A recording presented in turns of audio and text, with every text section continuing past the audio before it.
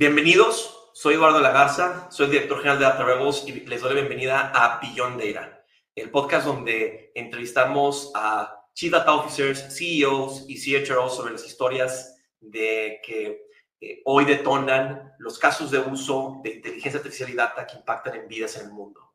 Esto lo hacemos todas las semanas, entrevistamos gente que está haciendo cosas muy cool alrededor del mundo y hoy tenemos el gran gusto y privilegio de tener a José Chapa. Bienvenido, Chapa.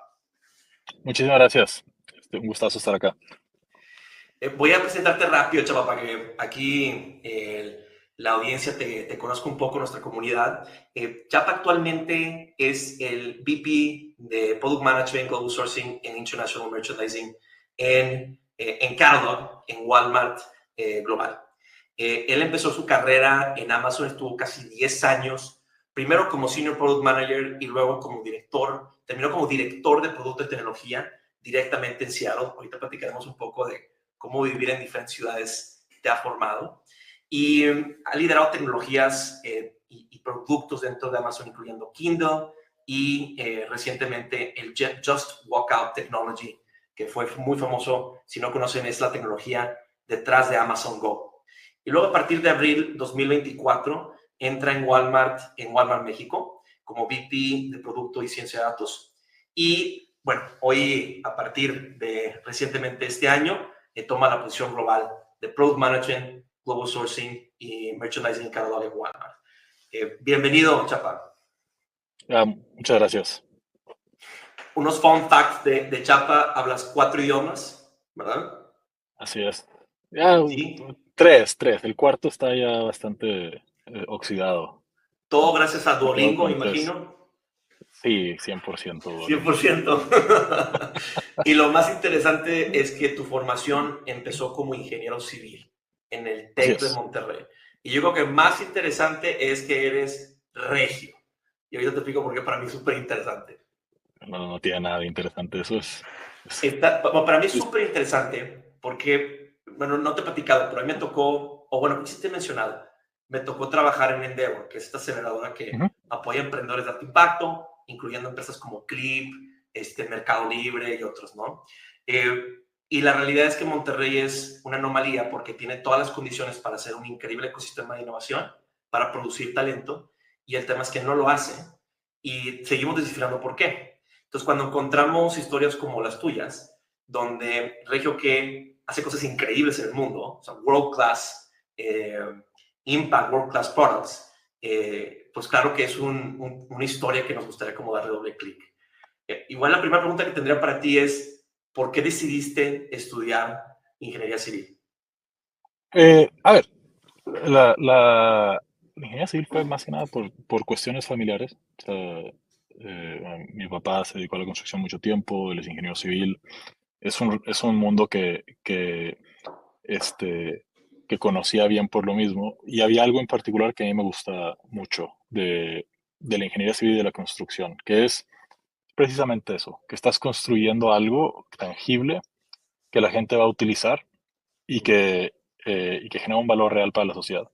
Eh, Todas las ingenierías en general a eso se dedican, pero a mí me gustaba mucho eh, eh, esa oportunidad de moldear el medio ambiente, que es lo que en realidad un ingeniero civil hace. Si, más allá de la construcción de edificios y casas y todo, los ingenieros civiles construyen presas, construyen puentes, construyen túneles, tuberías, etcétera. Y es en realidad domar a la naturaleza y moldear el medio ambiente, y a mí eso me llamaba muchísimo la atención. Y igual un poquito la pregunta, y aquí hago un poco de trampa porque hemos tenido varias interacciones, te he podido conocer, tengo el privilegio de conocerte, y ¿qué tanto es el poder servir a una sociedad, el poder servir a la comunidad lo que te llamó de la carrera? Eh, no, a ver, en ese entonces, a mis 20 años de edad, tampoco era como que las motivaciones altruistas mi motivación número uno, ¿verdad? En ese entonces lo que quieres este, es hacer algo que te parezca interesante, y que te vaya a hacer dinero. Con el tiempo, claro que mis motivaciones han cambiado, sobre todo una vez que entendí, o sea, el poder va a sonar bien, bien cliché, pero el poder de capitalismo y de las grandes instituciones capitalistas y las empresas de moldear ese medio ambiente y de cambiar el mundo. Entonces, más que así alguna motivación altruista, para mí era eso, era el poder tener un impacto eh, Ujú. en la comunidad, ¿verdad? Y hacer buen dinero, En el ganar proceso. Sí, un sí, poco de sí. lana en el proceso. Eh, muy como neocapitalista, ¿no? O sea, más como, eh, ¿cómo le llaman? Es una tendencia en Silicon Valley, ¿no? The social capitalist o el filántropo capitalista, ¿no?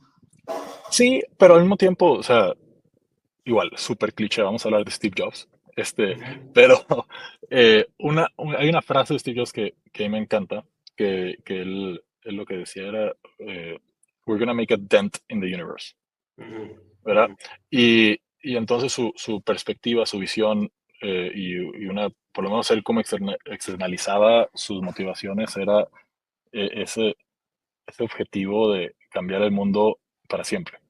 ujú. Eh, Obviamente, yo no estoy nada cercano ni en los talones de tener ese tipo de impacto, pero yo, o sea, cuando tienes un impacto importante en el mundo y en tus comunidades, eh, eso a mí me da mucha satisfacción. Mm. Me hice un deep dive ahí a tu carrera. Algo que me llamó mucho la atención es que, no sé si fue durante tu carrera, o sea, pero hiciste 4 diferentes prácticas durante tu carrera de ingeniero civil. O sea, vi FEMSA, vi Versatec, Schneider. Primero, ¿cuándo tenías tiempo? Y segundo, o sea, ¿cómo eso te refleja lo que me acabas de mencionar, de estar probando y siendo un poco ambicioso tus objetivos?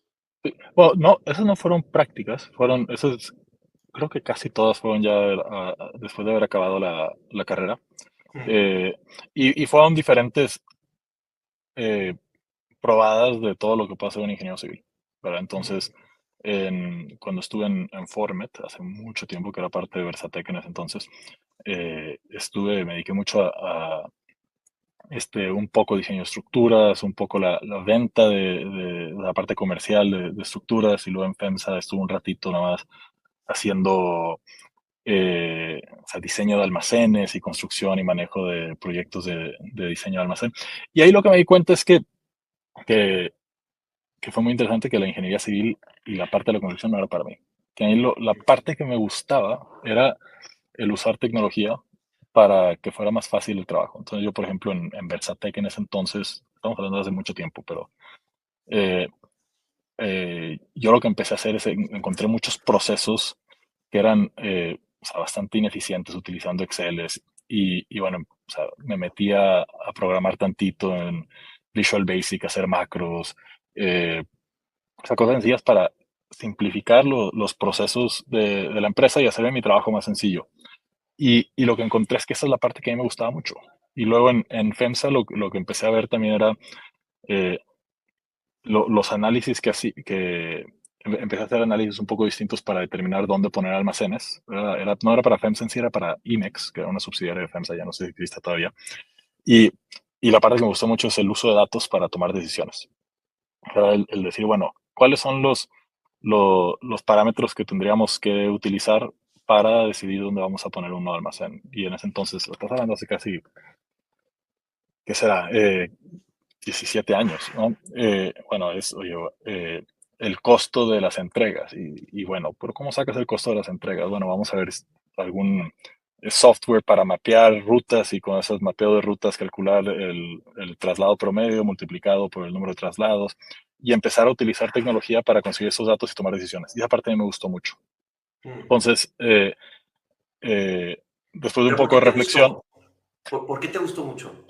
porque, o sea, se me hacía una manera que a mí personalmente muy lógica de cómo facilitar la toma de decisiones.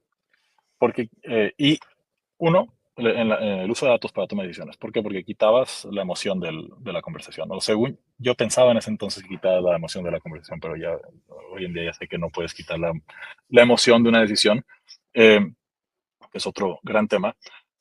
Y la otra parte, la parte de automatización, ahí es donde yo me di cuenta de varias cosas. Me di cuenta de, de cómo la tecnología, en ese entonces, toma en cuenta, apenas el iPhone estaba empezando a to be a thing.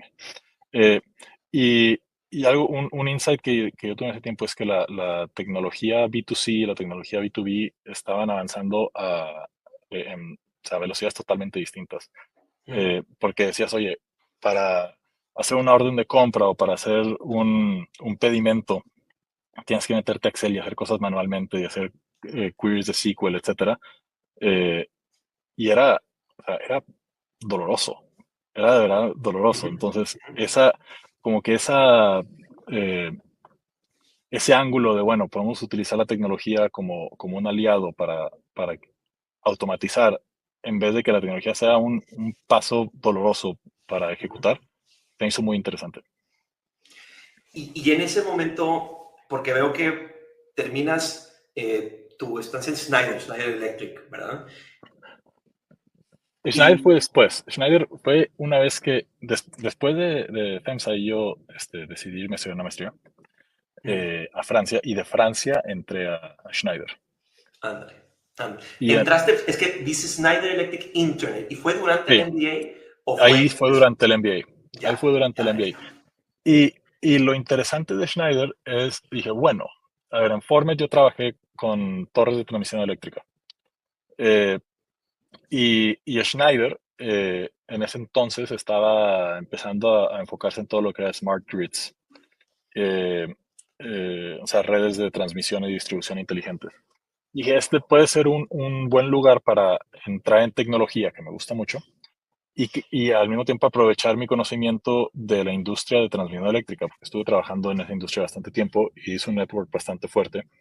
Eh, y empecé a trabajar para ellos. Más que nada en ese tiempo, bueno, como yo estuve en MBA, contrataron a un intern de negocios y estuve haciendo mucho análisis de negocios y competitivo y de Mm, industria. Hice un estudio bastante grande en ese entonces de cuáles son las trends, las tendencias macroeconómicas y sociales que iban a impactar más en el futuro de la empresa. Eh, y al mismo tiempo, cuando estaba haciendo el internship, mi jefe en ese entonces me dice, mira, o sea, nomás quiero que sepas, yo no te puedo prometer que te vas a quedar aquí tiempo completo. O sea, nuestra conversión de intern es muy, muy pobre.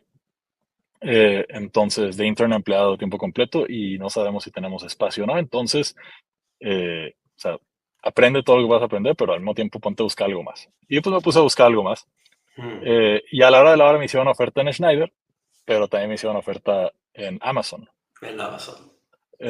Y ahora, toma en cuenta que en ese entonces Amazon tenía como 75,000 empleados. Estás hablando que es el 2012-2013. Kindle apenas estaba empezando a salir. AWS era muy chiquito. De hecho, los Ujú, analistas se burlaban un poco de por qué Amazon, por qué un retailer está haciendo estas cosas. Eh, Alexa no existía, Fire TV no existía. Eh, era un Amazon muy distinto al a lo que que vemos hoy. vemos hoy. La acción en ese entonces estaba como en $200.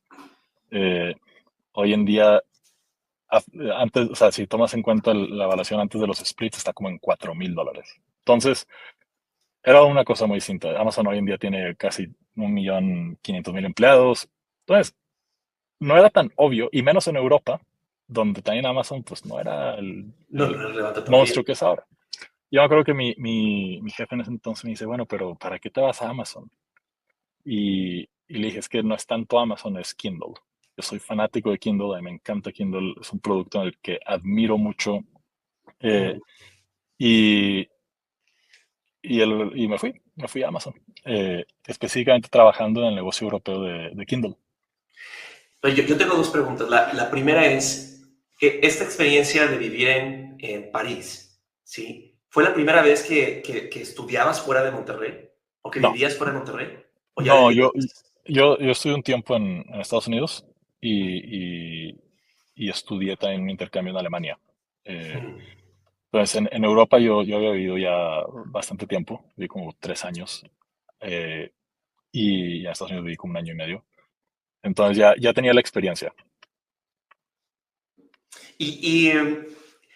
Para mí es un punto importante de cómo cambió el vivir o estudiar o trabajar en otros países, porque tienes la experiencia de trabajar en Monterrey y luego de trabajar en una cultura, en un ambiente completamente diferente, tu mindset. ¿Cómo cambió tu mindset? A ver, es interesante porque eh, Amazon es una empresa multinacional, o sea, que tiene una cultura extremadamente fuerte. Entonces, lo que es muy interesante de Amazon es que la cultura es bastante similar en todos los países. Obviamente hay diferencias, cada país tiene su sabor y hay ciertas eh, particularidades sociales en cada país, pero la cultura en sí es muy parecida. Y la otra cosa que es muy interesante de, de Europa en particular es que, o sea, a pesar de que yo estuve trabajando en Europa, en Luxemburgo, Luxemburgo es un país extremadamente multicultural. Entonces, yo trabajaba con gente de todo el mundo. Trabajaba con gente de la India, España, Italia. O sea, mis jefes fueron italianos por mucho tiempo, muchísimos americanos, japoneses, de todos lados. Entonces, para mí no hay tanta diferencia entre cómo era la vida en Amazon Luxemburgo y Amazon Seattle. El shock cultural más fue Amazon como cultura. O sea, la cultura de Amazon es muy distinta a la cultura de otras empresas donde yo he trabajado. Y, y es una cultura muy peculiar. eh, que a mí en lo personal, o sea, después de estar más de 10 años ahí, me marcó mucho como empleado. Hay un dicho que dice que Amazon makes you a great employee. Y yo creo que es muy cierto, porque han logrado codificar de una manera muy interesante lo que necesitas hacer bien como white collar employee, ¿verdad? O sea, como trabajador de conocimiento, que es lo que somos, y lo hacen muy bien. Eh, pues eso para mí es la parte que ha sido interesante más que el país, es la empresa. Entonces, entras a Amazon en la división de Kindle. Así El es. shock cultural es más bien cómo Amazon opera. Yo conozco Imagínate, o estos. sea, imagínate que entro y mi primera junta en Amazon, este, todo el mundo sentado alrededor de una mesa y se ponen a Leyendo. leer por 45 minutos, a leer, Llega, en llega. silencio, total. Y yo estoy como que, ¿pero qué está pasando? O sea, y de hecho dije, que, hola, ¿cómo están? Así como que para intentar romper el hielo. Y todo el mundo, shh, estamos leyendo. Ya, ok, está bien. Y luego te pones a leer, acaban de leer y ahora sí empieza una discusión profunda, de verdad muy profunda sobre el contenido del documento. O sea, ahí es donde dije, o sea, qué raro es esto. Y hay muchas cosas así que hacen de manera distinta. Y que, bueno, he leído un poquito sobre los principios de liderazgo de Amazon, ¿no? Que son estos 16 principios que definen el cómo operan tanto los white, bueno, principalmente los que son los Todo, knowledge workers, ¿verdad? es todo, ¿eh? O sea, los principios se aplican para toda la empresa. Y, es, A, y es, a- son a mí se me queda fuertes. muy grabado el de dive deep. ¿Verdad? Ahorita que Sí, platicábamos de agentes que todo tiene que ver con irte profundo en el problema, eh, a mí se me hizo súper interesante. Es algo que nos tomamos muy a pecho en Data Rebels. Para ti, ¿cuál fue como ese principio que marcó para ti lo que significa la cultura de Amazon? deliver results. Deliver results. Ándale. Y todo orientado a eso. Eh, y, y bias for action. Yo creo que esos dos son así los interesantes para mí. A ver, todos son muy interesantes. Y de hecho, a ver, había muchas discusiones internamente sobre cuáles eran más importantes, cuáles eran otros, porque, por ejemplo, es muy difícil deep dive y al mismo tiempo bias fraction. Porque si Ujú, quieres ser, ujú. o insist on the high standards y bias fraction, porque o sea, si quieres hacer las cosas a profundidad, pues se toma tiempo. Y entonces, algo muy interesante de los leadership principles es que muchos están en tensión el uno contra el otro. Eh, Justo. y, pero funciona bien. Y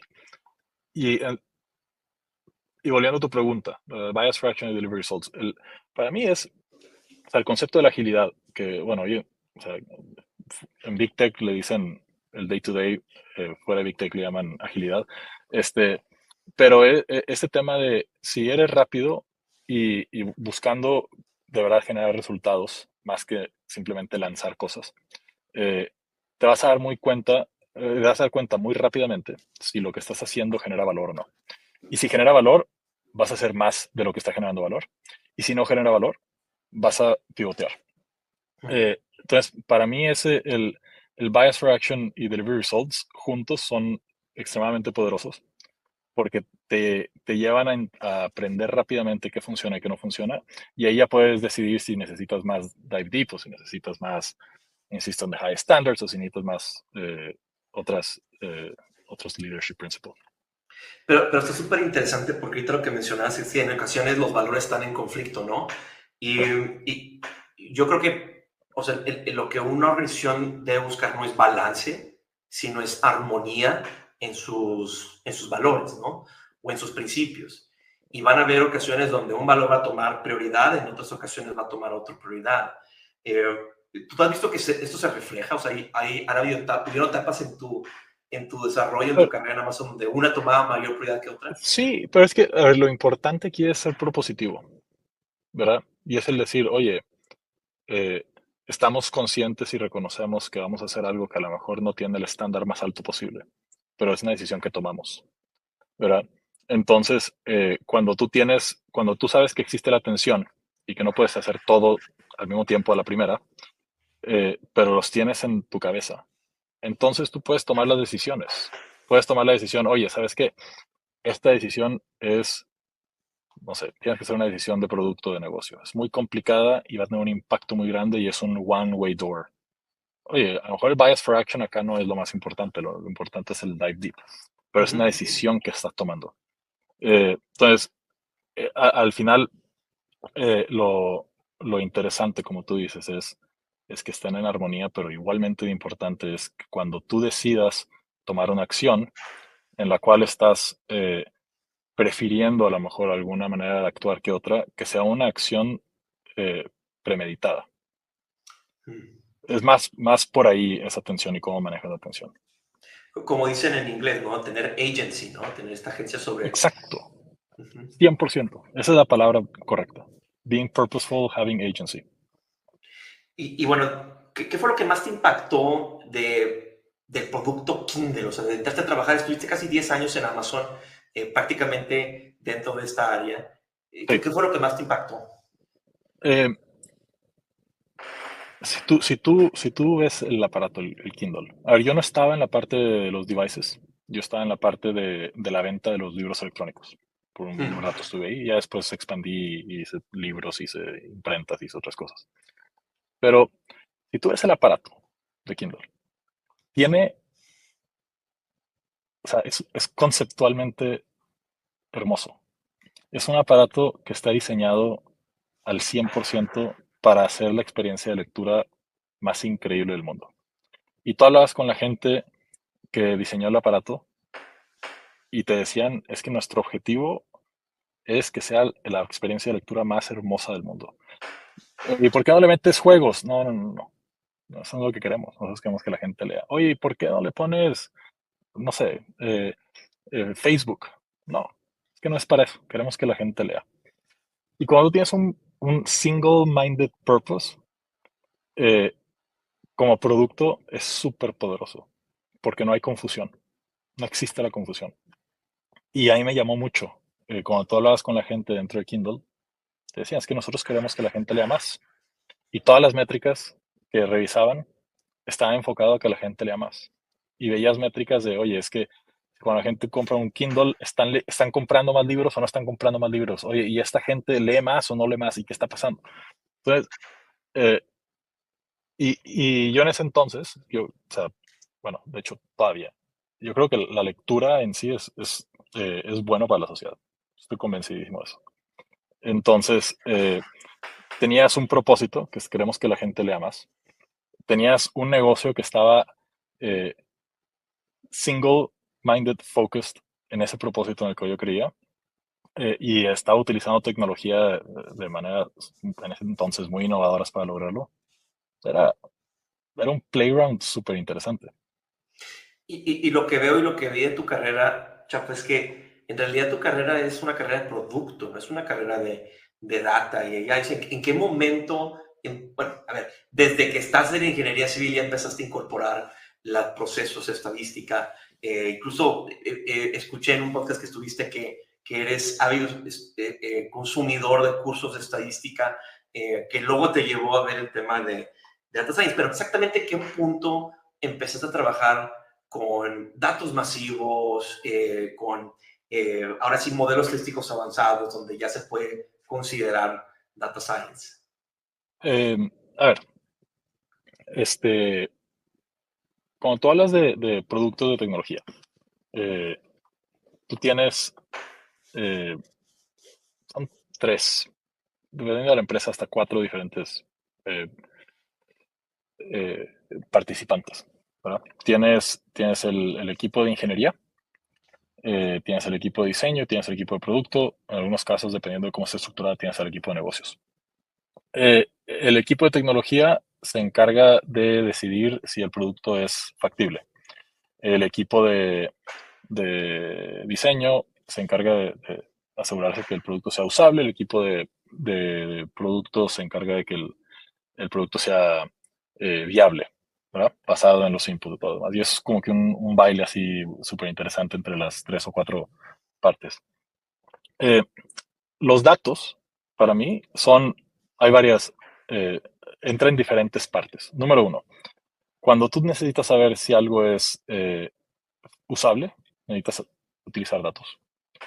Para saber si algo es viable, necesitas utilizar datos. Entonces hay esta parte como que de product data. Y, y ahí es, yo como product manager en ese entonces, yo necesitaba tener visibilidad de mis datos para saber si mis productos estaban funcionando o no. Esa es la primera parte. Pero luego, con el tiempo, te vas dando cuenta que hay ciertas cosas que necesitas como product manager para resolver un problema donde eh, para que algo sea factible necesitas utilizar modelos de ciencias de datos. Entonces, por ejemplo, si yo te digo, en ese entonces, por ejemplo, yo era dueño de todo lo que era pricing para Kindle en Europa. Estamos hablando de millones y millones y millones de libros. Y nosotros, dependiendo del tipo de libro, ajustábamos los precios Uh -huh, uh -huh. para hacer Me tocó la oferta competir más contra atractiva. Kindle en su momento. Sí. Exacto, para hacer la oferta más atractiva. Entonces, Sí. estás hablando de que son millones de precios y yo como product manager, pues yo creo un producto para cambiar los precios. Pero no puedes cambiar los 6 millones de precios al mismo tiempo. Entonces, ¿qué sigue? Bueno, hay que optimizar. Oye, ¿y cómo optimizas? Bueno, con modelos de data science, ¿verdad? Entonces se volvió una necesidad para mí el poder optimizar a gran escala mis productos.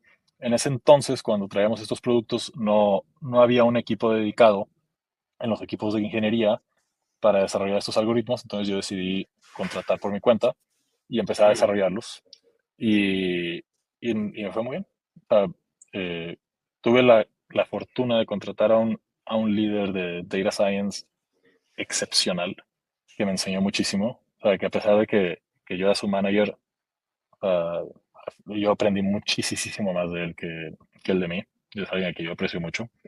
Este, y construimos un montón de cosas. Tuvimos tanto éxito con ese equipo que pasamos de ser dos personas a llegar a ser como 20 y desarrollamos modelos de todo tipo, desde optimización de precios, optimización de promociones, fraude, eh, detección de contenido no deseado, o sea, un montón de cosas súper interesantes.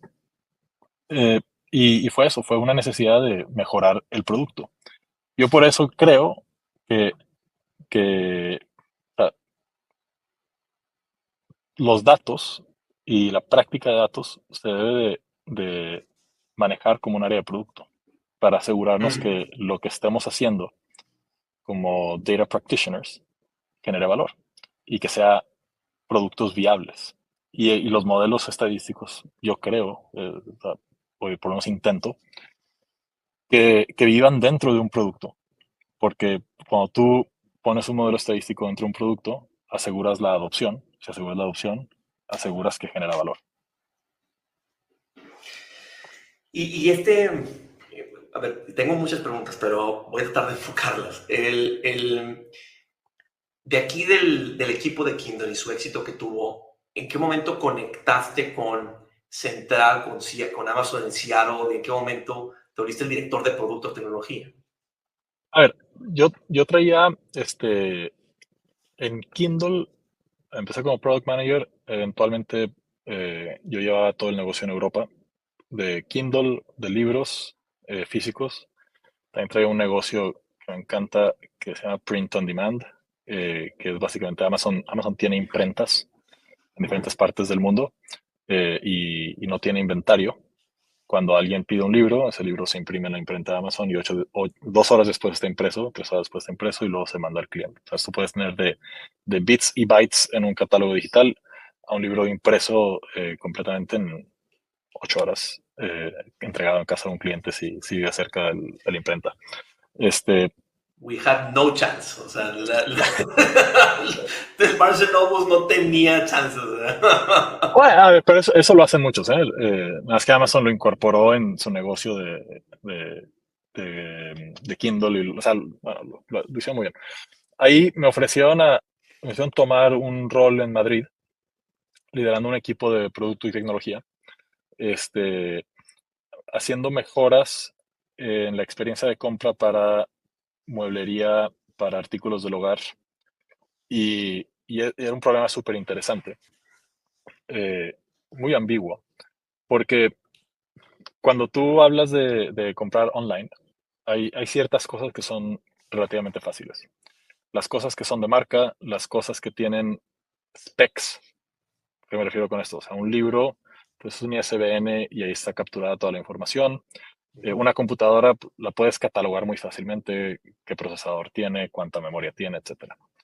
Eh, También todas esas cosas, libros, computadoras, son cosas chiquitas, fáciles de enviar. Compara eso con un sofá. El sofá es difícil de describir, no tiene specs, es un producto que el 80% de la decisión es subjetiva. Hay muy poca gente compra sofá por su marca. Algunos sí lo compran, pero la mayoría no. La mayoría la compra porque se ve bonito y está cómodo. ¿Y café? ¿Y ¿Qué tipo de café? Y qué café no tipo de café? significa para ti lo que No, significa para mí. exacto. Y si algo está cómodo, bueno, eso cómo lo enseñas en una página de internet? ¿Verdad? Entonces, eh, y luego deja tú, ya imagínate, ya convenciste a alguien que te compre el sofá.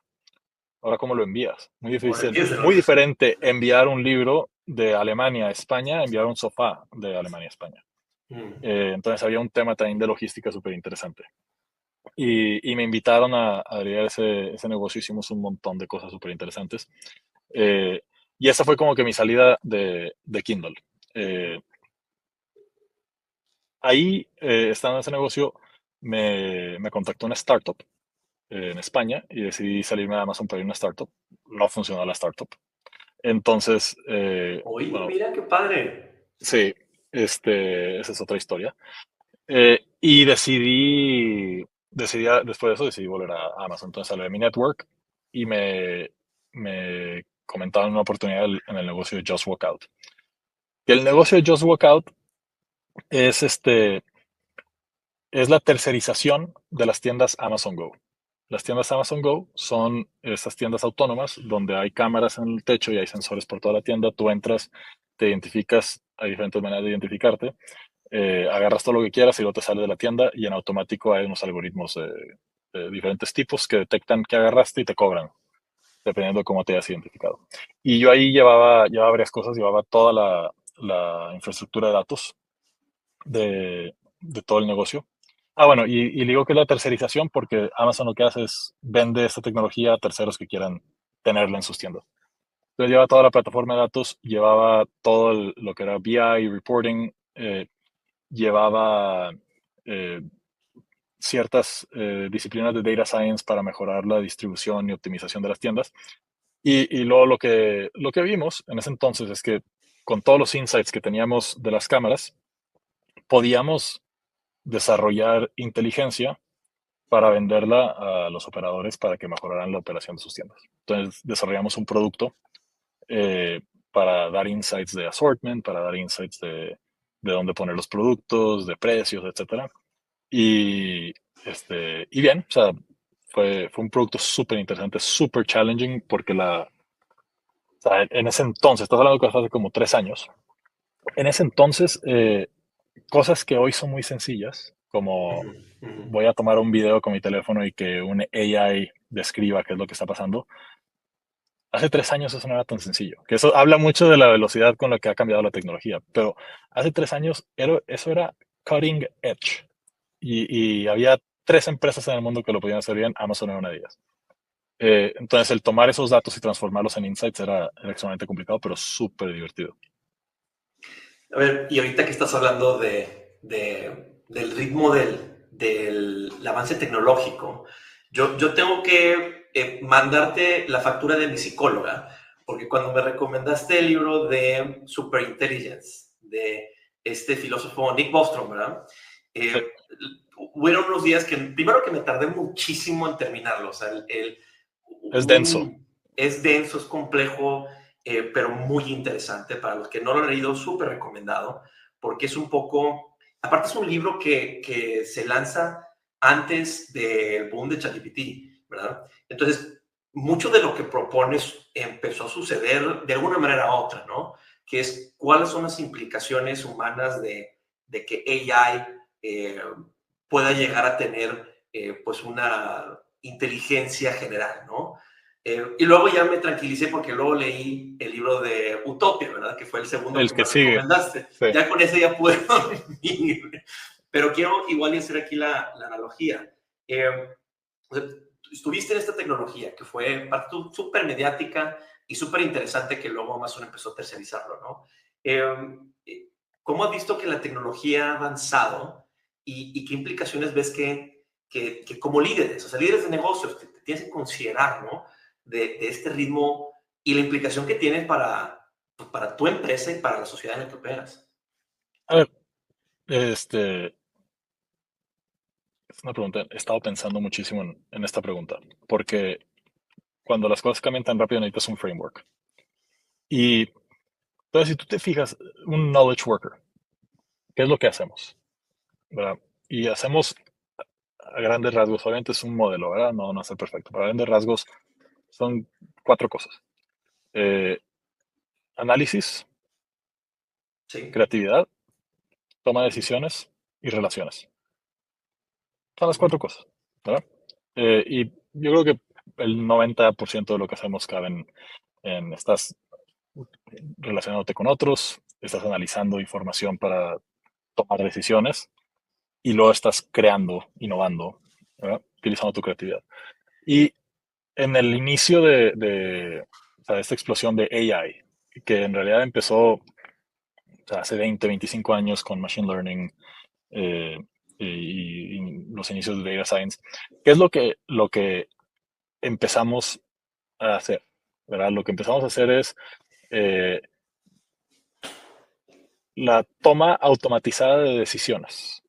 Entonces, ciertas decisiones que son matemáticamente optimizables se fueron Ujú. automatizando. Entonces, de los 4 que dije, ya hay uno que, bueno, un 50-60% se fue optimizando por medio de AI, ¿verdad? De baja Este, carga cognitiva, ¿verdad? Porque o sea, sí, durante el día tomamos muchas decisiones, como por ejemplo, tómate un café negro o café con latte, o... claro, sí, sí, sí, sí. Estamos hablando, son cosas, decisiones que sean data driven, ¿verdad? O sea, reconocimiento de patrones, forecasting, optimización de recursos, clasificación, etcétera, ¿verdad? O sea, data driven decision making. Mucha de esa parte, de las 4 que dije, ya hay una que lleva mucho tiempo mejorando. Análisis. El análisis también, o sea, por medio de AI, una gran parte ya se simplificó y por medio de métodos estadísticos se simplificó y entonces análisis también va un poco como que este, cambiando. Ahora con ChatGPT y con todas estas tecnologías, están empezando a entrar en automatización de ciertos aspectos de hacer relaciones y de relacionarte. La comunicación, por ejemplo. La comunicación es un input clave de cómo nos relacionamos las personas. Y ChatGPT, las comunicaciones las está empezando a poder simular. Eh, la creatividad. O sea, ya todos hemos usado estas herramientas para aumentar nuestra creatividad. ¿verdad? Entonces, lo interesante acá es, vimos cómo con, con AI y ML tradicional, ciertas partes de nuestro trabajo como knowledge workers se han automatizado. eh, y ahora lo que estamos viendo es con nuestras nuevas metodologías y tecnologías, hay otras partes más humanas que se están empezando a potencialmente automatizar. Pero ¿qué es lo curioso? Lo curioso es que cuando, por ejemplo, creamos algoritmos para optimizar precios, Ujú. eh, en realidad lo que pasa es que ahora tenemos, pasamos de poder optimizar a lo mejor 15 precios a poder optimizar trillones de precios, ¿verdad? Entonces, no es como que se acabó el trabajo, al contrario, se hace más trabajo todavía.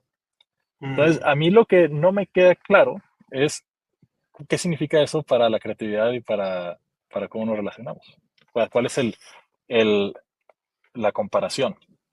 mm, Y, pero yo lo que he estado empezando a ver es que eh, en vez de que ciertas tareas se automaticen y por lo tanto eh, haya menos trabajo, yo lo que estoy viendo ujú, es que ciertas tareas se automatizan y se hacen más esas tareas. El ejemplo, hace poco estaba hablando de este tema, Copilot de Microsoft. Me encanta la funcionalidad de resumen de meetings. ujú. ¿Y qué es lo que pasa ahora? Antes, el 5% de las meetings tenían un resumen y minutos. Ahora el 100% de las meetings tienen resumen y minutos. Entonces, hay dos maneras de ver este tipo de tecnologías. Puedes decir, estas tecnologías nos van a llevar a eficiencias enormes y es como que una meta eh, con un límite inferior que decir, bueno, antes tenías 100 personas haciendo un trabajo, ahora vas a tener una persona o cero personas, que a mí se hace como que una manera muy poco ambiciosa de ver las cosas. Prefiero verla de la otra manera, que es decir, bueno, ahora estas 100 personas, ¿qué van a poder hacer si tú les das estas herramientas? Y yo creo que como empresa nosotros tenemos la responsabilidad de tomar esa decisión. Nosotros queremos que al tener estas herramientas y tecnologías, verlas como algo que nos van a llevar al cero, cero personas haciendo un trabajo, cero recursos haciendo una tarea, o nos van a llevar del 100 al trillón. A mí Mm. se hace mucho más interesante el 100 al trillón. O sea, estas 100 personas, ¿cómo le hacemos para que hagan el trabajo de 1000 o de 10,000? Y generar valor desproporcionado a través de las tecnologías. Una de las recomendaciones que tú me diste fue, más que ponerme a ver de dónde salen las noticias, ponerme a ver un poquito más el source of the knowledge. Y una de esas es la Universidad de Toronto. Sobre todo el tema de AI, ¿no? Y me topé con estos dos autores, profesores de la Universidad de Toronto, uno de ellos Agrawal y el otro no me acuerdo cómo se llama, son de economía. Y publicaron este libro que se llama primero Prediction Machines y luego Power and Prediction. Muy buenos los Mm. dos. De hecho, se los regalo a todos los que me regalan 5 minutos, te los recomiendo. Y ellos dicen algo, dos cosas bien importantes. La primera es, eh, la tecnología de inteligencia artificial te permite reducir las tareas que son de costo cognitivo muy alto o de muy bajo, te permite externalizarlo. Entonces, ese downtime que tenías, ahora dónde lo estás enfocando. Y Sí. segundo, que creo que es lo más relevante, ellos dicen, en general, tecnologías transformadoras, lo que en verdad hacen es reducir el costo de un task o de una tarea prácticamente a cero, Mm. casi a cero. ¿Sí? Y me empezó a empezar y poner la analogía de la electricidad, de cómo la electricidad, para poder iluminar, que la tarea era iluminar un edificio o un camino, lo que sea, el costo fue tan bajo que no nos imaginamos ahorita que tenemos luz, por ejemplo, en nuestras casas o en nuestros edificios, eso era un privilegio, era como tener un jet privado, por Sí. el costo de mantenerlo, de tenerlo y todo lo que implicaba. Entonces yo me puedo pensar un poquito alrededor de esto y creo que es lo que está sucediendo ahorita con ella y con los modelos masivos del lenguaje y todo el avance que está reduciendo el costo de tareas, pero está poniendo a pensar en cómo eso nos permite pensar en nuevos modelos de creación de valor, ¿sí? Y es un poquito lo que cien por tú ciento mencionabas, ¿no? El think big, o sea, no te enfoques a cómo ya haces más reuniones en notas, igual y sabes que ni tengas reuniones, Sí, y la otra cosa aquí es, o sea, la parte importante es, a ver, hay tareas que nadie quiere hacer. Y hay muchas tareas que son producto de limitantes que teníamos antes, ¿verdad? O sea, ahí el típico ejemplo es cómo eliminas todos los clics de un proceso. O sea, si tienes un proceso digitalizado y en realidad lo único que estás haciendo es clic, upload, subir, clic, bueno, eso debería de dejar de existir porque en realidad el proceso en sí no debería existir, Sí, ¿verdad? Y yo creo que el movernos a interfaces muchísimo más humanas y conversacionales puede ayudar mucho a eso, a abstraer los procesos que en su momento fueron creados por limitantes tecnológicas y abstraerlos a una interfase conversacional que haga que el proceso desaparezca, aunque siga ahí, más que ya no lo ves. totalmente de acuerdo. O sea, y es lo que tú mencionabas ahorita, se detonan otras tareas que tenemos que pensar en ello. A ver, que quiero ahora ir a la parte de tu carrera ya en Walmart, ¿verdad? O sea, vienes Sí. empezando por Walmart México Centroamérica y llegas como VP de producto y de ciencia de datos. ¿Cómo fue ese proceso de venir de un digital native como Amazon a un in process of digital transformation? O A en ver, español, un nativo digital a una empresa que está en transformación digital, ¿no? sí, fíjate que es bien interesante. A mí me escriben de Walmart y me ofrecen el rol en México. Eh, y esencialmente es un rol como que Chief Product Data Officer, que se me hizo súper interesante. Pero lo que más me interesó aquí fue, eh, yo he tenido un gran privilegio de trabajar en grandes empresas, en tecnologías que han cambiado pues no quiero decir el mundo, pero han cambiado sus industrias. Y, eh, y he aprendido mucho. Y es un gran privilegio, es una bendición. Pero todo ha sido fuera de México. Entonces, yo dije, bueno, esta es una oportunidad para volver a México y tener impacto. Y la empresa donde más puedo tener impacto en todo México es la empresa más grande de México, que es Mm, Walmart de México y Centroamérica. Y si uno puede pensar, ¿quién es la gente en México que más necesita eh, ayuda de la tecnología? Independientemente de si van a ser ellos los usuarios. Son la gente que van a comprar el súper en Bodega Aurrerá y son las personas que van a comprar el supermercado que están buscando beneficiarse de la misión de Walmart de precios bajos todos los días, ¿verdad? Y de ayudar a la gente a ahorrar dinero y vivir mejor. Y a mí me llamó muchísimo la visión. Y me llamó más porque obviamente cuando haces un cambio así, pues, haces research, que toda la gente con la que hablaba vivían la misión. mm, Y era una misión fundamentalmente humana, mm. eh, que, que a mí me inspiró mucho. Entonces, cuando obviamente el rol era interesante, la empresa, a ver, es la empresa más grande del mundo en revenue, ¿verdad? Entonces, eh, y, y con una misión tan alineada con lo que yo quiero, que es agregar valor a la gente y tener un impacto, pues era un no-brainer. Y en este proceso, quiero hablar de un caso específico, que es recientemente en uno de los reportes de Walmart México Centroamérica, que publican trimestralmente sus resultados. Y un tema que resaltaron y que justo Ignacio Carille, que es el nuevo director general, publicó en LinkedIn, fue el fin irresistible, que fue parte en noviembre de la campaña Buen Fin. Fue un día récord. Fue récord en ventas, en digitales, en todo, o sea, todo el proceso de ecosistema. Eh, ¿Cómo te preparas como VP de producto, sobre todo con el tema de data, para un día así? Bueno, imagino que vienes con experiencia de Amazon, pero en un entorno como lo es Walmart. A ver, varias cosas. Uno, eh, el resultado es producto de un enorme y gran equipo de personas súper comprometidas y súper talentosas. Es más, yo me atrevería a decir que eh, el resultado, desde el punto de vista de producto y tecnología, el resultado de este año es, o sea, la contribución de producto y tecnología se hizo 18 meses antes o 12 meses antes. Hmm. Eh, Son apuestas o más, apuestas que se han venido haciendo por muchos, muchos años por gente que llegó muchísimo antes de que llegara Walmart, eh, donde ellos vieron necesidades en e-commerce, en supply chain, en cómo operamos las tiendas para llegar a este resultado. Entonces, eh, yo no puedo tomar nada del crédito.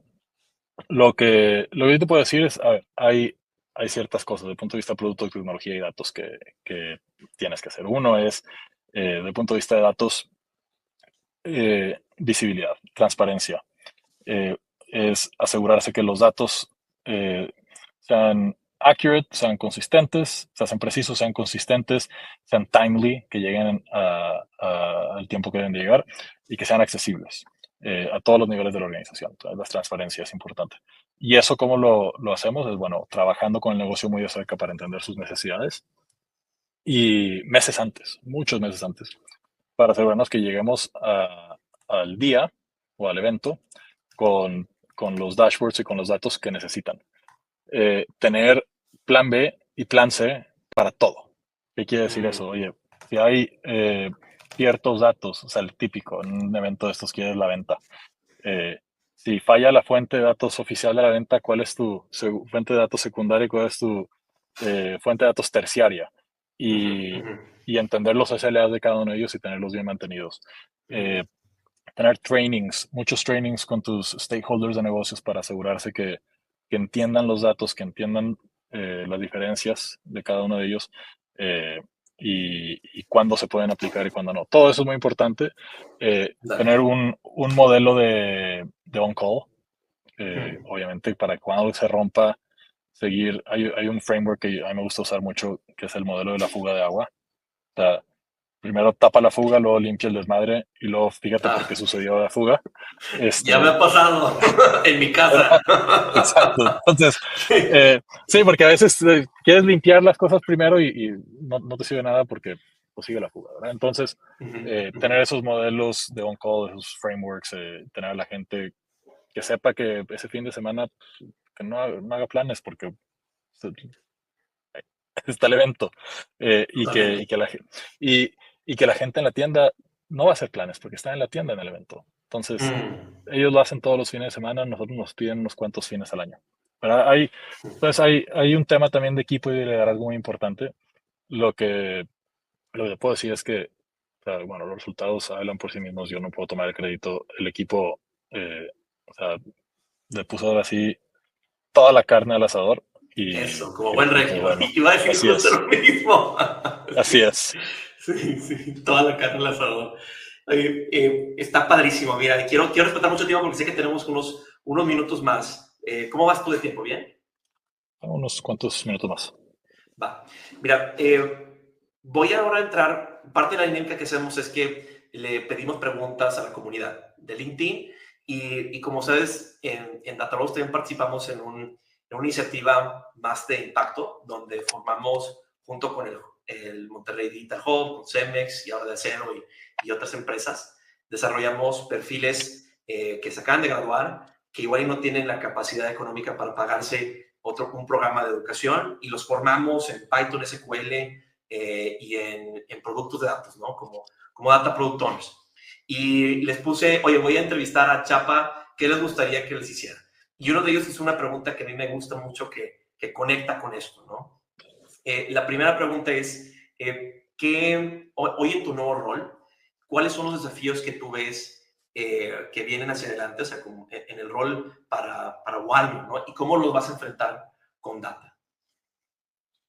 Eh, a ver, los desafíos, eh, hay desafíos que son los de toda la vida, ¿verdad? Tener y desafíos técnicos, que es tener los datos en un solo lugar, datos centralizados, gobernados, etcétera. Entonces eso es como que el día a día de este trabajo de datos, ¿no? Eh, y bueno, hay ya maneras bastante estandarizadas para solucionar eso. A mí los que me preocupan hoy en día es la velocidad del cambio. Y de tecnológico y la habilidad de aprovechar estos cambios de una manera que generen valor a largo plazo. ¿Qué es lo que he visto? A ver, hay muchas herramientas, ChatGPT, Copilot, etcétera. Y en muchos casos, mucha gente, porque también como líderes no damos training, no damos dirección, se vuelven gimmicks, ¿verdad? Ujú. Oye, lo usan pues para escribir un correo que se entienda mejor o para corregir ciertas comunicaciones. Y eso está bien, es un primer paso. A mí lo que me preocupa es si, si el futuro, si la visión del futuro que tenemos es que estos agentes y estas tecnologías están para quedarse. ¿Cómo cambia la naturaleza de nuestros trabajos? Y como yo soy metido en producto, ¿cómo cambia la naturaleza de nuestros productos eh, para aprovecharlas al máximo? Y es un challenge porque nadie lo ha resuelto. Hoy en día no hay ni una sola compañía en el mundo que digas, bueno, es que ellos están incorporando ChatGPT y estas LLMs y GenAI holísticamente en su manera de trabajar y por lo tanto han generado X valor incremental. Hay, Ujú, ujú. hay algunos case studies, la mayoría vienen de empresas que te están intentando vender cosas, eh, Sí, pero incluyéndome. Sí, pero yo exactamente, sé que totalmente. existe, yo sé que existe, yo sé que se puede, pero hay que encontrarlo. Ese para mí es el challenge número uno que tengo y paso mucho tiempo eh, testeando hipótesis de cómo hacerlo. Y yo sé que lo vamos a lograr. De hecho, Walmart hace poco salió un artículo de cómo generaron un chatbot súper interesante para, para ayudar a los mercaderes a hacer mejor su trabajo. Y ese es un caso, ¿verdad? La pregunta es, ¿cuál va a ser el killer use case de esta tecnología en una empresa como Walmart? Y bueno, hay varias cosas que andamos investigando. Experimentando. Y por último, pregunta de Diego Ascari, que es parte de los graduados del programa, un tipazo. Él pregunta, ¿qué iniciativas está liderando Walmart para que la inteligencia artificial no solo optimice las operaciones, sino también genere impacto social o para que mejore la vida de sus asociados? Bueno, a ver, hay, son dos puntos distintos, mejorar la vida de los asociados y el impacto social. Eh, Cuando tú tienes una empresa con el impacto y con el alcance de Walmart eh, y que vive una misión tan potente como la de la empresa, cuando tú mejoras las operaciones, tú mejoras, tienes un impacto social, ¿verdad? Por ejemplo, tú imagínate eh, que, un ejemplo hipotético, pero que Walmart mejore su habilidad para hacer forecasting de compras de frutas y verduras.